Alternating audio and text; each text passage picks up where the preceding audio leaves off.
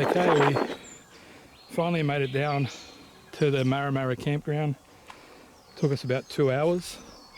So we started about 9 o'clock and we got down just after 11. So it's actually pretty warm. There's a few monitor lizards down here. See if I can film one. There's one there walking through the bush. I'll go up and see if I can film him for you. There's a few of them walking around. Don't want to scare him. There he is.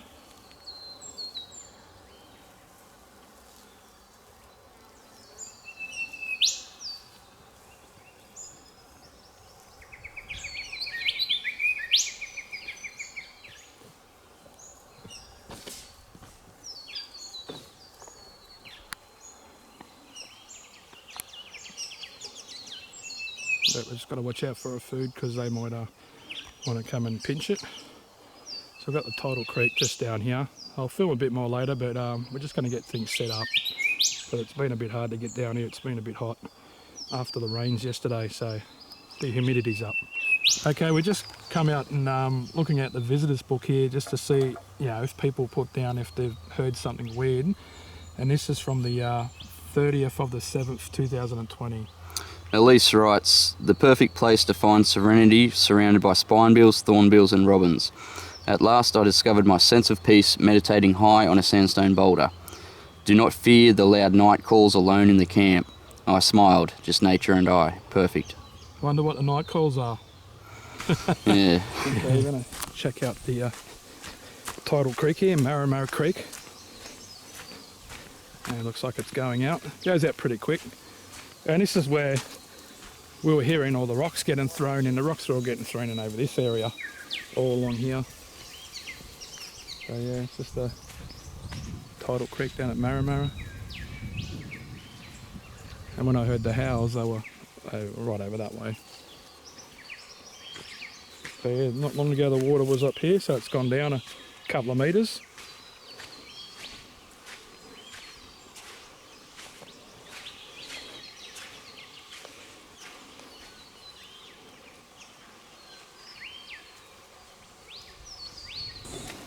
Well, this area they had like citrus plants, like orange trees planted, so that's why it's all open here and the ferns are taken over. But if you go in here more up here, you'll come to orange trees, and on the map you can see them in lines.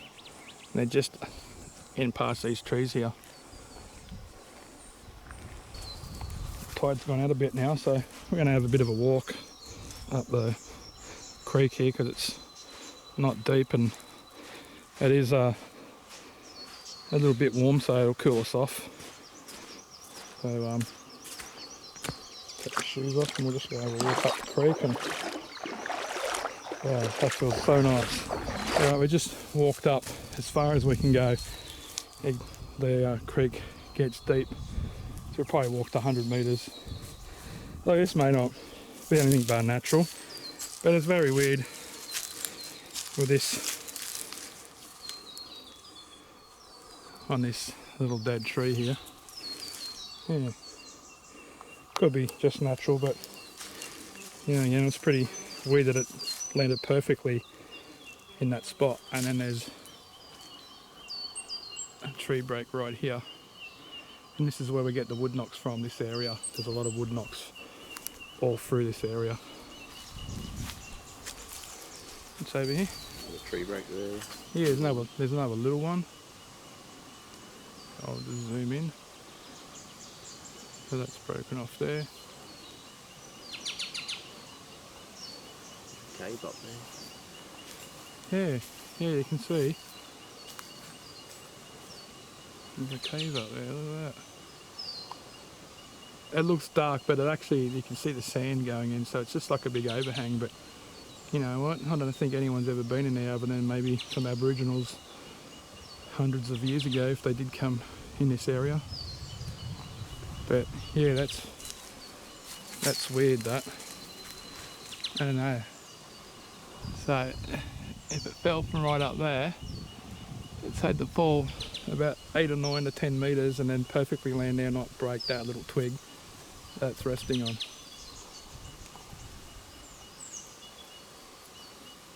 It's really weird.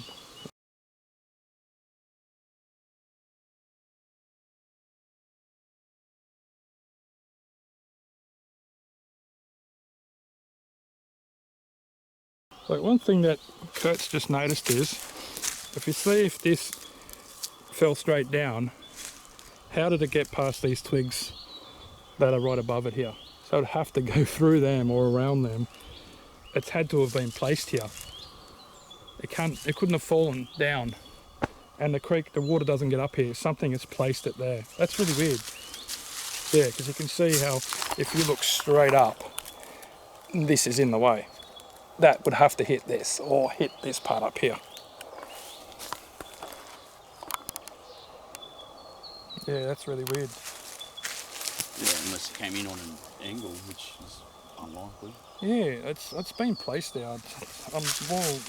Now I thought it could have just been, you know, something from nature, but after seeing these little twigs, Yeah, it'd break those definitely. yeah, it couldn't. It would have just fallen off and went somewhere like around where we're standing. Yeah. And it's right next to a tree break, so all right, that's weird. Oh, there's another little break here. I'm not sure if that's Yowie related or anything, but all right, we've kept walking around the corner here and we're just checking out this area because this is where we get a lot of action during the night. And there's another big tree break right here. That's about 10 metres in from the Marramarra Creek here. Oh, we're pretty close to the rocky area now, so we'll just zoom in and there's little overhangs on that here.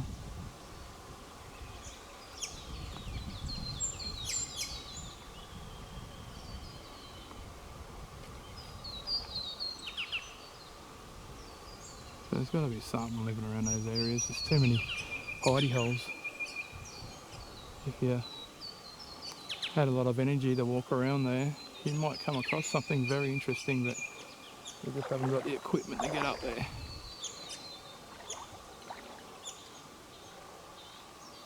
There'd be a lot of foxes or something in there too. We get a lot of fox noises from here, but I do get a lot of wood knocks from this area, so that's why we're walking around here while we can.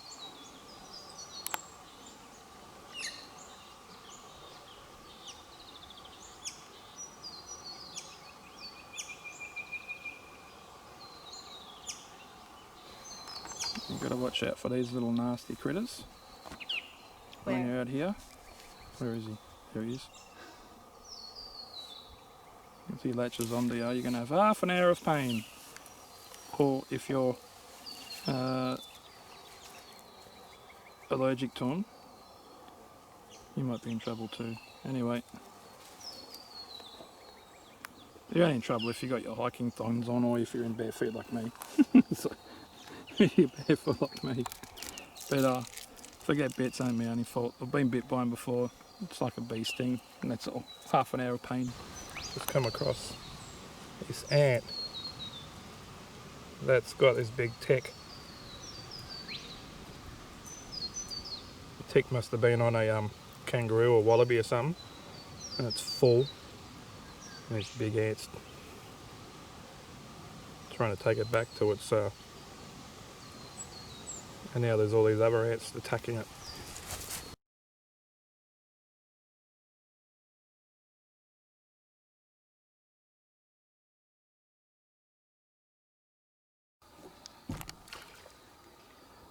Okay guys, it's pitch black here. We're on the little beach here on the banks of the Marramarra Creek. It looks like the tide's come in. Unfortunately for us, there's a group of about 12 people come in at about 5 o'clock, and they're all having a good time there around a campfire. So hopefully we can pick up something and but you might be able to hear a bit of laughing in the background. But anyway, we'll do our best at the moment and see what we can get, but they might go to sleep, and after they go to sleep, their little hairy mates might come out after they've all gone to bed, because they've been kayaking all day in the heat, so I don't think they'll last too long. So we're going to be out here and see what we get while they're on the other side of the camp, and we can maybe pick up something here. Anyway, see what happens.